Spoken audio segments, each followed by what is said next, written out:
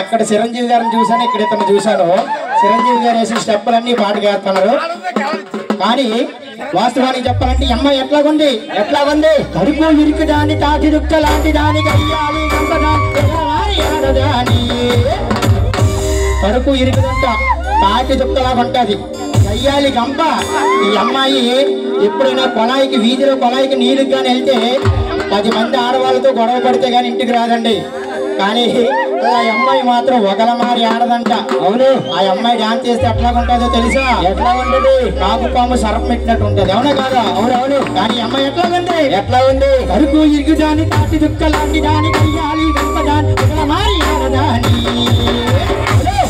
నేను చదివింటారు దాని కాదు బాగా ఇంటి మీద రాదు బాబు రాదు బాబు ఇంటి మీద రాదు బాబు దాని కాదు బాబు ఇంటి మీద రాదు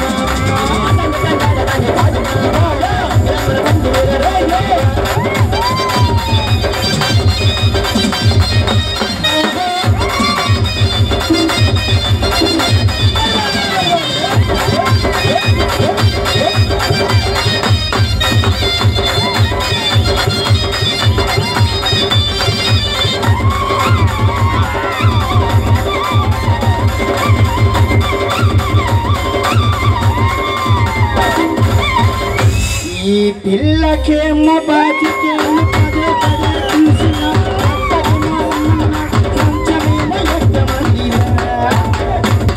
అరే తమ్ముడు కుర్రాళ్ళందరికి అదే బీట్. ఏం బీటు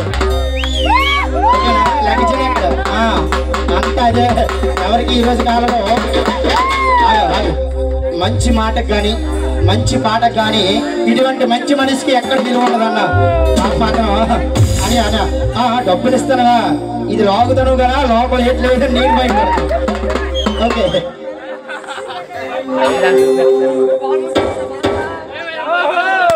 డబ్బులు ఇస్తా సాక్షికి డబ్బులు అన్నావు బాబు ఆర్గనైజరు. ఒక నిమిషం ఆగితే ఓకేనా?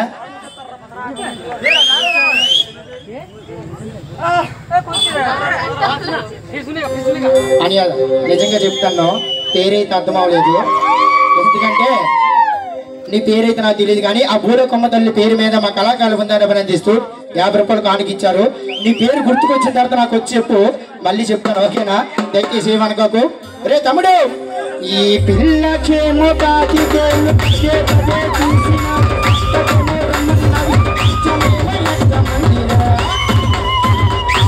మంచం ఎక్కమంటుంది.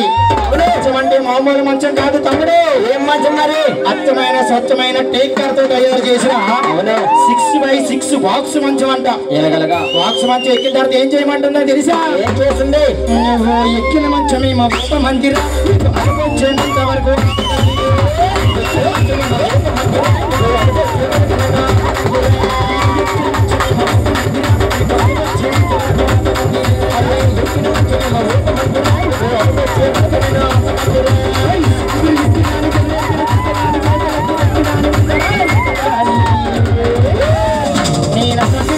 దాని కాదు బాబా మీద